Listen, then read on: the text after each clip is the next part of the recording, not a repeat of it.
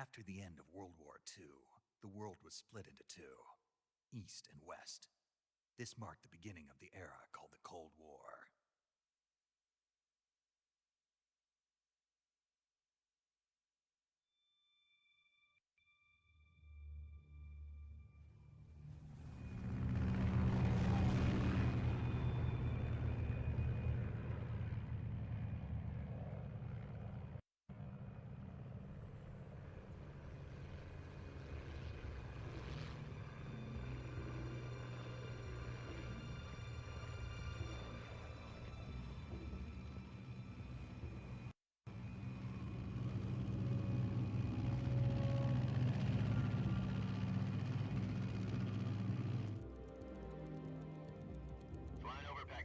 Altitude 30,000 feet. Approaching Soviet airspace. 20 minutes to drop off. Commencing internal depressurization. Equipment check. Arm main parachute. All right. You ready to go? Drop zone still showing a high pressure mass. Cav okay. Good. We've got high visibility.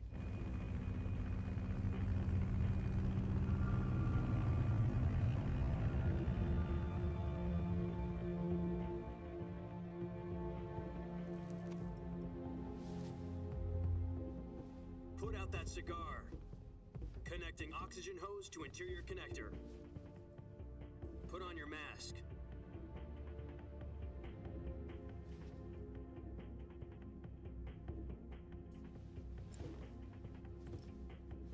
Does this panty waste know what he's doing? Approaching release point. 10 minutes to drop off. Hey, are you deaf? He said put out the cigar and put on your mask.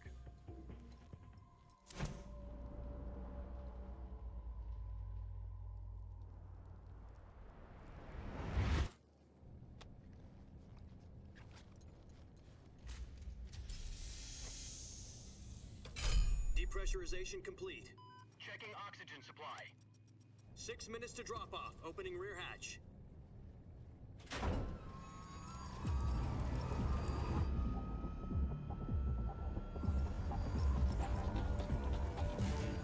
Sunrise.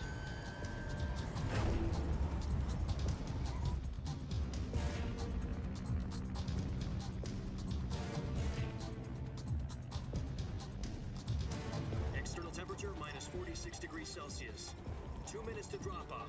Stand up. You'll be falling at 130 miles per hour. Try not to get frostbite from the wind chill. 1 minute to drop off. Move to the rear. Activate bailout model. This is one for the history books. The world's first halo jump. 10 seconds to drop off. Stand by. Status okay. All green. Prepare for drop off. Countdown. 5, 4, 3, 2, 1. Spread your wings And fly. God be with you.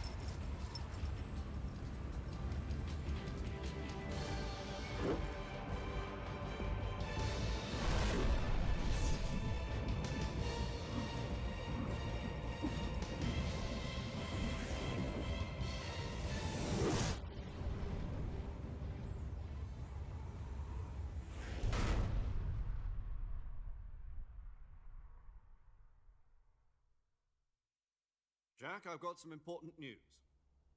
The head of the CIA has finally given us the green light for the virtuous mission. Virtual mission? No, the virtuous mission. The future of our Fox unit depends on it. If it succeeds, we'll be officially organized into a unit. Virtuous mission? Sounds like some kind of initiation ritual. You know, don't get cocky. This isn't a training op. Right. So what exactly is this wonderful mission? Well, about 2 years ago, a certain Soviet scientist requested asylum in the West through one of our moles. His name is Nikolai Stepanovich Sokolov. He's head of the OKB 754 Design Bureau, one of the Soviets' top-secret weapon research facilities, and the East's foremost expert on weapons development. Sokolov? Isn't he that famous rocket scientist? The very same. On April the 12th, 1961, the Soviets achieved the first manned spaceflight in history. The Earth was blue, but there was no God. Well spoken. The rocket that carried Yuri Gagarin into orbit was the A-1, known as the Vostok rocket. Sokolov is said to be the man most responsible for the multi-engine cluster used in that rocket. After Gagarin's flight, Sokolov left rocket development to become the head of the newly established Design Bureau. From a lowly technician to head of a design bureau, that's quite a success story, so why'd he want to defect? It seems he'd become afraid of his own creations. Afraid? Call it a crisis of conscience. And for that, he left his country and his family behind and went over the fence? Not exactly. One of his conditions was that his family was also to be taken safely to the west. We used a mole to get the family out first, and succeeded in sneaking Sokolov over the Berlin Wall shortly afterwards. I was the one who conducted the operation. The security on the eastern side was still full of holes back then. Then what? We got Sokolov over in one piece, but the whole ordeal had left him exhausted, and we checked him into a hospital in West Berlin. It took him 2 weeks and more than 600 miles to get from the research facility in the Soviet Union to Berlin. He was in no condition to say anything coherent. And it was only a week later that we had something much bigger on our hands. The Cuban Missile Crisis. October the 16th, 1962, President Kennedy received word that the Soviets were in the process of deploying intermediate-range ballistic missiles in Cuba. The President demanded that the Soviets dismantle and remove the missiles. At the same time, he announced a naval blockade to prevent further missile shipments from reaching Cuba. But the Soviets didn't back down, instead placing their armed forces on secondary alert. Soviet transport ships carrying missiles continued on course towards Cuba. US and Soviet forces went on alert for an all-out nuclear war. Frantic negotiations were conducted through the UN's Emergency Security Council and unofficial channels to end the hair-trigger standoff. Finally, on October the 28th, the Soviet Union agreed to remove its missiles from Cuba, and so the world avoided a nuclear holocaust. But in order to get the Soviets to pull their missiles out, we had to make a deal. You mean the one where the US agreed to remove its IRBMs from Turkey? No. The Jupiter IRBMs deployed in Turkey were obsolete, and we were going to get rid of them anyway. They had no strategic value whatsoever to either the US or the Russians. The Turkey deal was a ruse, a cover story that was fed to the other intelligence agencies around the world. So what did the Russians really want? Sokolov. They wanted us to return Sokolov. You mean the Soviets pulled out of Cuba just to get their hands on Sokolov? That's right. What the hell was he working on? At the time, we had no idea. We were running out of time. It was either give up Sokolov or risk full-scale nuclear war. In the end, we had no choice. President Kennedy gave in to Khrushchev's demand. The next day, I got Sokolov out of the hospital, handed him over to agents on the eastern side. Sokolov kept on screaming, "Save me," until he disappeared from my sight.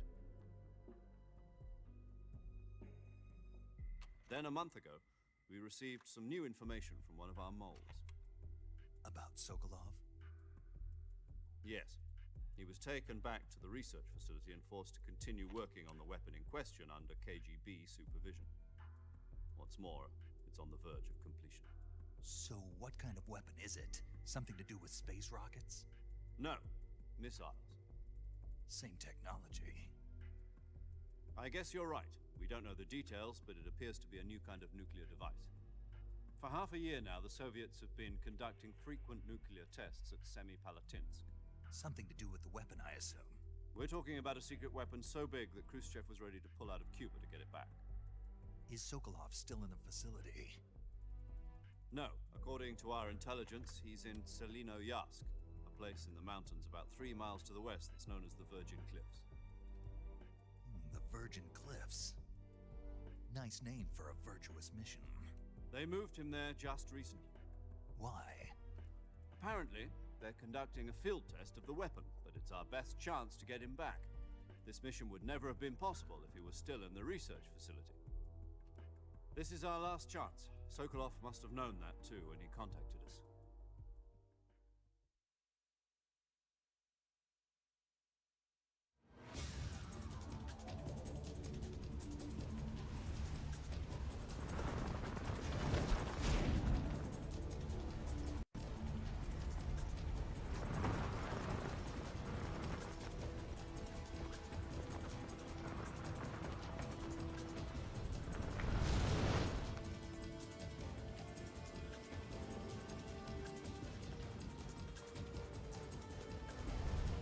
Listen up, Jack. Your mission is to infiltrate Selino Yask in the Soviet mountains, ensure the safety of Sokolov, and bring him back to the West.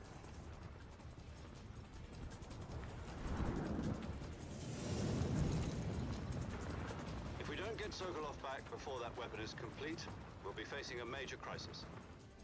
The clock is ticking.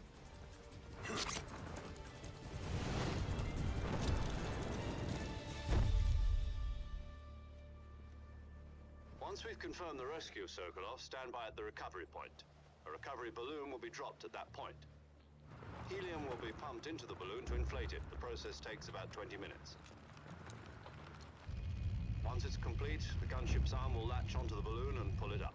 The Fulton surface-to-air recovery system. I'm familiar with the theory. Take it easy. It's been combat-proven. Do you think Sokolov is up to it? The shock will be less than during a parachute jump, and the arm can handle up to 500 pounds. So you're planning on going over the border in a single combat talon? She's equipped with two 6-barrel 20mm Vulcan cannons, as well as two 40mm machine guns. Sounds like she could hold her own against a battalion of tanks. Even with the fuel in the reserve tank, we're facing a 4-hour time limit. If all goes well, it shouldn't take more than a few hours. Home in time for dinner. But if anything goes wrong, you'll be eating dinner, breakfast, and all the rest of your meals in the jungle.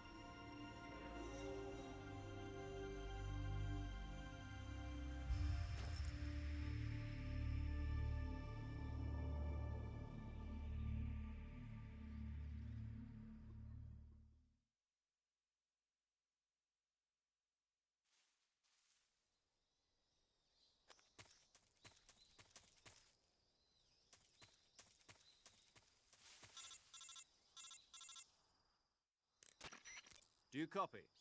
You're already in enemy territory, and somebody might be listening in. From here on out, we'll be using code names to refer to each other. Your code name for this mission will be Naked Snake. I'll be referring to you as Snake from now on. You're not to mention your real name. Snake? What, you don't like snakes? What do you mean? Well, you've eaten one before, haven't you? In survival training. I'm glad to hear that. I don't know if I'd ever order one in a restaurant, but... Be careful, you might not have a choice. What about you, Major? What should I call you? Let's see. I'll be Tom. Call me Major Tom. Oh, and Snake. Yeah, The crew isn't watching anymore. You can take off the disguise now. good idea. This isn't right. Time for the snake to shed his skin.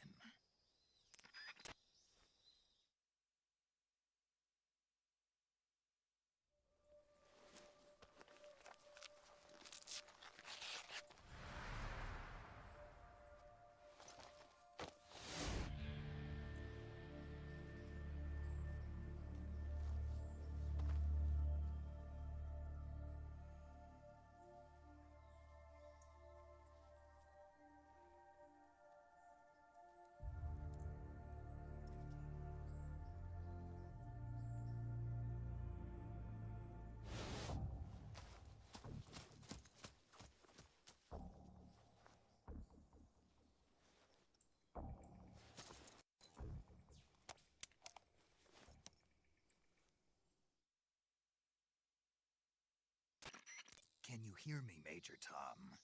This is Snake. Kept you waiting, huh? This will be a sneaking mission. You must not be seen by the enemy. You must leave no trace of your presence. Is that clear? This kind of infiltration is the Fox unit's speciality. In other words, weapons and equipment are procured on site.